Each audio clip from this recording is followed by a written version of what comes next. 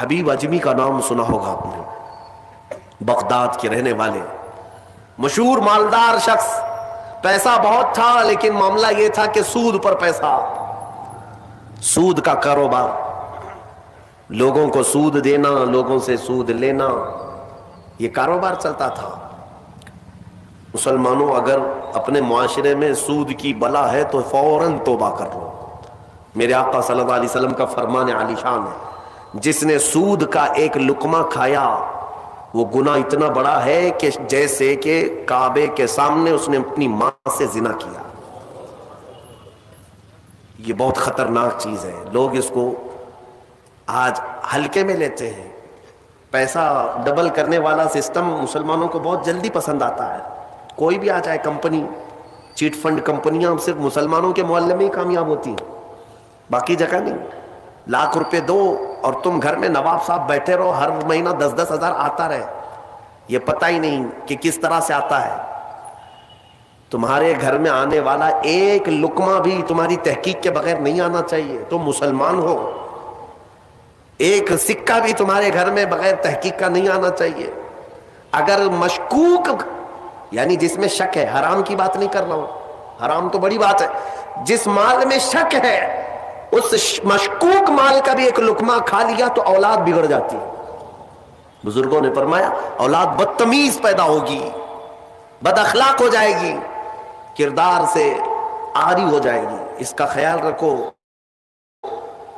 تو میں عرض یہ کر رہا تھا کہ حبیب اعجمی سود کا کاروبار کرتے رہے۔ ایک دن ایسا ہوا کہ اپنی بیوی سے گوشت لا کر دیا اور کہا کہ پکاؤ۔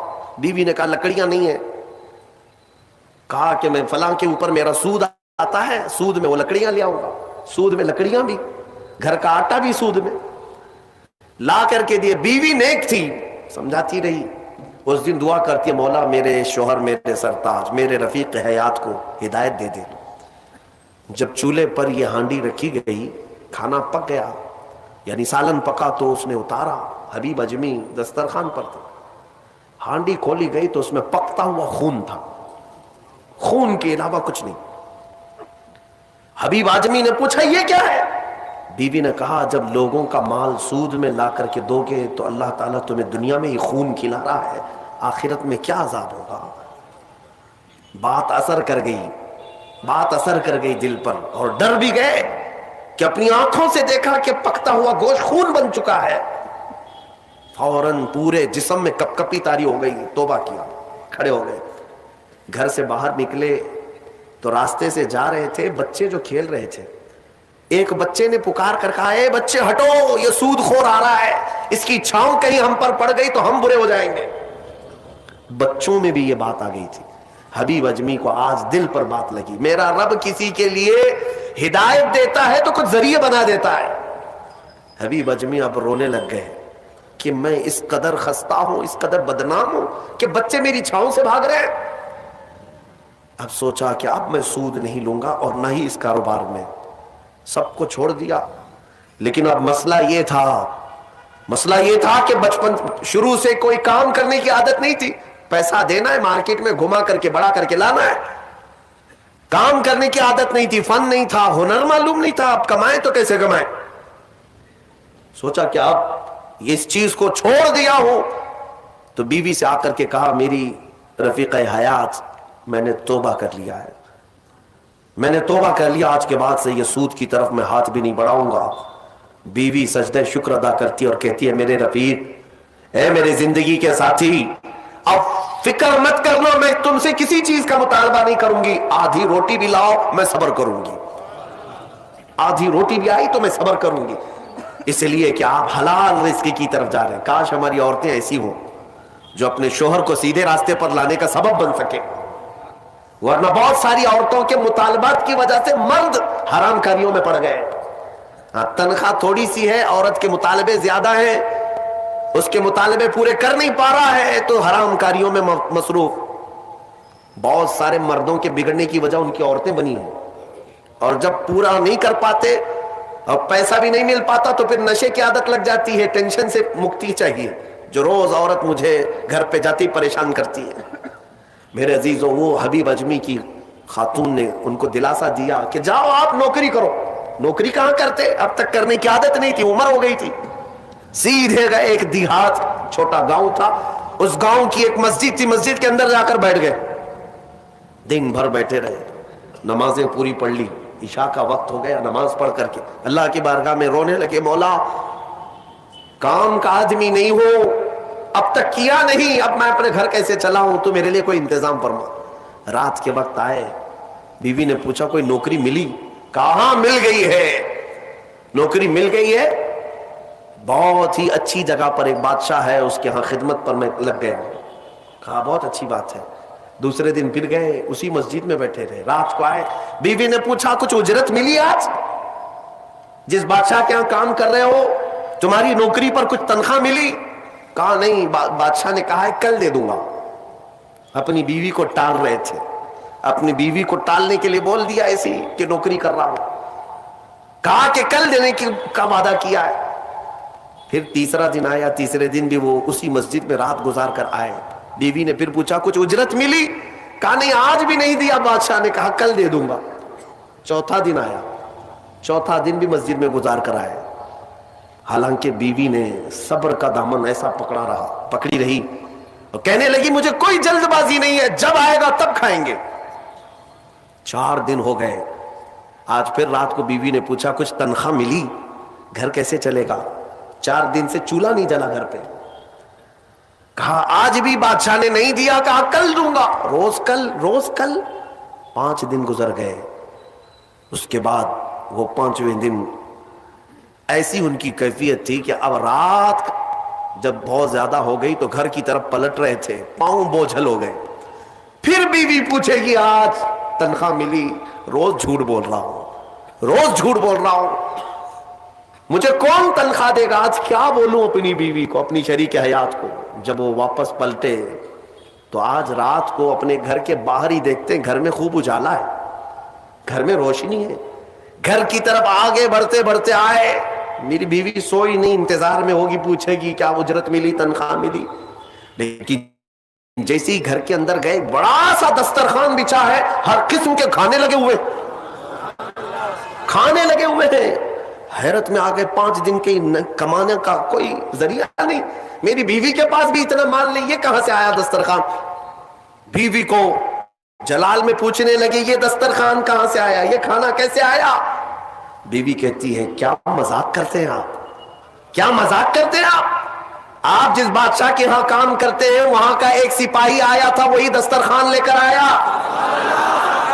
اور سارا کھانا اسی نے دیا ہے, اور یہ مجھے کہہ کر گیا ہے اے خاتون تیرا شوہر رات میں آئے تو اسے کہہ دینا یہ تو 5 دن کی اجرت ہے, اور محنت کرے گا اور اجرت دی جائے گی.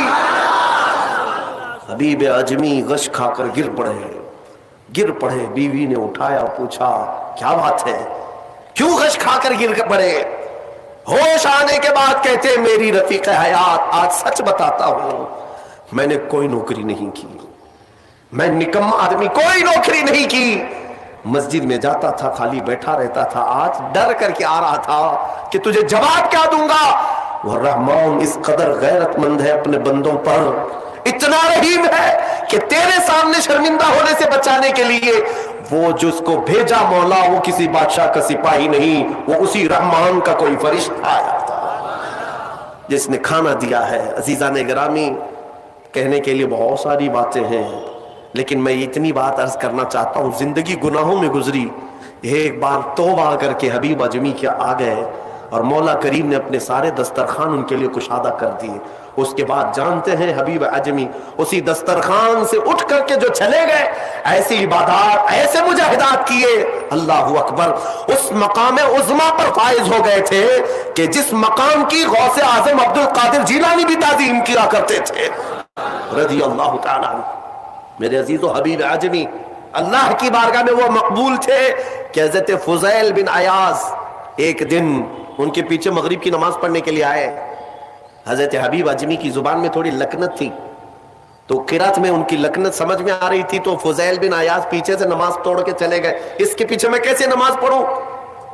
فضیل بن عیاض بہت پائے کے ولی ہیں, کہتے ہیں میں گیا تو 3 دن تک میری عبادت کا ذوق ختم ہو, لطف ہی ختم ہو گیا. میں بارگاہ مولا میں رونے لگا کہ مولا مجھ سے کیا خطا ہوئی. رات کے وقت مجھے غیب سے ندائی کہ فضیل تو نے میرے محبوب حبیب کی صرف زبان دیکھا, اس کے دل کی پاکی کو نہیں دیکھا. وہ اللہ کی بارگاہ کا مقبول ہے. جب چھوڑ دیتا ہے پچھلی چیزیں, وہ رحمان اتنا محبوب بناتا ہے, اتنا محبوب. میں نے ابھی ایک چیز پڑھی تھی, بغداد میں ایک شخص تھا, بڑے پیسے والا تھا, بہت پیسے والا تھا, اور ہر گناہ عادت تھی اس کی. پیسے والوں کی اکثر یہ چونچلے ہوتے ہیں کہ وہ سوچتے ہیں کہ عیاشی میں کہاں کہاں میں پیسے لگاؤں. شراب پیتا تھا, خوب عیش, جوا میں پیسے لگتے تھے, روز نئی عورتوں کے ساتھ اس کی صحبتیں. یہ اس کا مزاج تھا تو مسلمان, پیسہ زیادہ ہونے کی وجہ سے ایک غلط سنگت میں غلط عادتوں کا مالک. اس شخص کی عادت یہ تھی کہ روز ایک نیا گناہ کرتا تھا اور ڈائری بنایا ہوا تھا, اس میں سب لکھ بھی دیا کرتا تھا. آج میں نے اتنے پیسے کا جوا کھیلا, آج میں یہ فلاں فلاں شراب پی ہے, آج میں نے ان لڑکیوں سے زنا کیا ہے, آج میں فلاں جگہ یہ کیا. سب جو کرتوت ہوتے تھے سب ڈائری میں لکھتا تھا. اتنی بڑی ڈائری بھی بن گئی. ایک دن ایسا ہوا کہ گزر رہا تھا بازار سے, ایک خاتون کو دیکھا جو حسین تھی اور مجبور نظر آ رہی تھی. اس کے پاس گیا, کہا کیا چیز ہے؟ اس نے کہا مجھے مال کی ضرورت ہے. اس نے کہا چل میرے گھر, میری خواہش پوری کر, میں تجھے جتنا چاہیے وہ دے دیتا ہوں. وہ عورت چلی آئی ساتھ میں, وہ عورت آ گئی. جب یہ نوجوان جو بغداد کا بڑا پیسے والا مالدار رات کے وقت اپنے بستر پر آیا اور اس خاتون کو کہا کہ آجا ہم دونوں تنہا ہیں, وہ عورت رات کے وقت سو تو گئی لیکن اس کا پورا جسم پیلا پڑ گیا, اس کا چہرہ پیلا اور ہاتھ پیر کانپنے لگ گئے. یہ نوجوان اٹھ کر کھڑا ہوا, کہا کہ ڈر رہی ہے تو کسی بات سے, تیرے جسم کی یہ زردی کس بات کی؟ وہ خاتون کہتی ہے نہیں کوئی بات نہیں. پھر اس نے کہا ڈر مت, اس محل میں کوئی نہیں آئے گا میری اجازت کے بغیر, یہ سب پوری میری پراپرٹی ہے, یہ میری شہنشاہیت ہے یہاں پر. اس خاتون نے کہا ہاں یہ تو میں دیکھ رہی ہوں, لیکن مجھے ڈر اس بات کا ہے کہ وہ رحمان مجھے دیکھ رہا ہے, اس کے سامنے میں کیسے ننگی ہو جاؤں. میں نے آج تک یہ گناہ نہیں کیے, میں پیشہ ور عورت نہیں ہوں. وہ کہتی ہے میں ایک بیوہ عورت ہوں, میرے 3 بچے ہیں, 4 دن سے بھوکے ہیں. میں روز انہیں تسلی دیتی ہوں کہ مجھے بازار میں کچھ کام مل گیا تو میں اجرت لا کر کے تمہیں کھلا دوں گی. مجھے کوئی نوکری نہیں دیتا, اور آج میں مجبوراً بازار میں کھڑی تھی, تو مجھے مل گیا. میں اپنے چھوٹے بچوں کے, یتیم بچوں کی بھوک کو ختم کرنے کے لیے تیرے گھر آ گئی, لیکن جب بستر پر سوئی تو مجھے خوف ہونے لگا کہ میرا رب دیکھ رہا ہے. میں نے آج تک جسم کو ننگا نہیں کیا.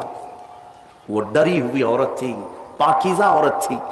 جب اس کی زبان سے یہ جملے نکلے تو یہ جو نوجوان تھا, جو گنہگار تھا, وہ کھڑا ہو گیا, کہا اے خاتون اٹھ جا, بستر سے اٹھ جا. اور اس کے بعد کہتا ہے دیکھ میں تجھے بتاؤں میرے پاس کیا کیا ہے. اس زمانے کی جو سواریاں تھیں, گھڑیاں تھیں, سب میرے پاس, بڑا بنگلہ, بڑی جائیدادیں, ہر طرح کے کھانے, سونے چاندی, زیورات, سب میرے پاس. مولا نے مجھے بہت کچھ دیا, لیکن آج تو نے مجھے دل دیا, آج تو نے میرے دل کو جھنجھوڑا. میرے پاس اتنی نعمتیں ہونے کے باوجود میں اب تک ڈرا نہیں اللہ سے, اور تیرے گھر میں کھانے کو ایک لقمہ بھی نہیں, پھر بھی تو اللہ سے ڈر رہی ہے.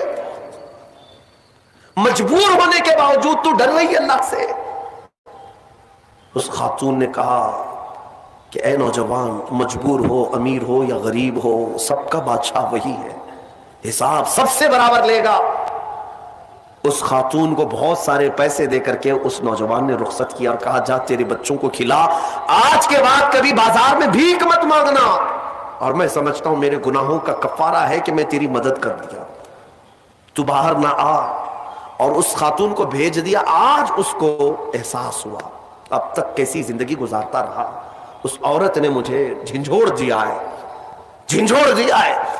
رات کو مصلی بچھایا اور اللہ کی بارگاہ میں کھڑے ہو کر کہنے لگا مولا بہت گناہ کر چکا ہوں, بہت گناہ کر چکا ہوں, پورا جسم داغدار ہے, کیا مجھ جیسا آدمی بخشے جانے کے قابل ہے؟ کیا مجھ جیسا آدمی معاف کیے جانے کے قابل ہے؟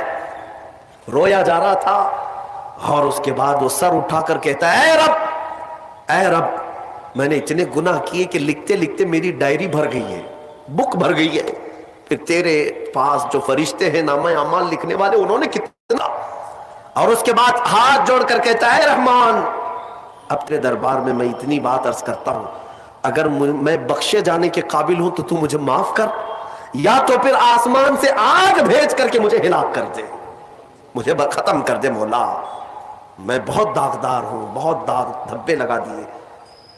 وہ روتے روتے روتے تھک گیا اور اس کے بعد اٹھتا ہے، توجہ، گھر کے اندر جا کر آج سچی توبہ کیا تھا، ڈائری وہ پھاڑنے کے لیے گیا جس میں روز گناہ لکھتا تھا، جو پچھلے سارے تھے ریکارڈ، کہتا ہے پھاڑ کر کے ختم کر دوں گا، آج کے بعد نشان بھی نہیں رکھنا ہے۔ جب وہ اپنے کمرے میں آیا، اس ڈائری کو اٹھایا جو برسوں سے لکھ رہا تھا، وہ حیرت سے ڈوب گیا اس بات پر کہ جب وہ ڈائری اٹھایا تو دیکھتا ہے پورے اوراق سفید ہے، لکھا کچھ نہیں، ایک حرف بھی لکھا ہوا نہیں ہے۔ ورق پلٹتا گیا، پلٹتا گیا، پلٹتا گیا، کچھ نہیں ہے۔ وہ ادھر ادھر دیکھنے لگا، اس میری ڈائری سے مٹایا کس نے، میرے سارے ریکارڈ کس نے مٹایا؟ اس کے جسم پر کپ کپی تاری تھی، راشا تاری تھا، رات کا وقت تھا، غیب سے ندائی، اے بندے جب کوئی پوری دنیا کو میرے لیے ترک کرتا ہے تو میں اس کے گناہوں کو بھی مٹا دیا کرتا ہوں۔ جب زندگی میں لکھی ہوئی ڈائریاں مٹ جاتی ہیں تو میرے مولا کو یہ اعمال نامے سے مٹانے میں دیر نہیں لگے گی۔ یمحو اللہ ما یشاء، اللہ جس سے چاہتا ہے وہ ساری چیزیں مٹا دیتا ہے۔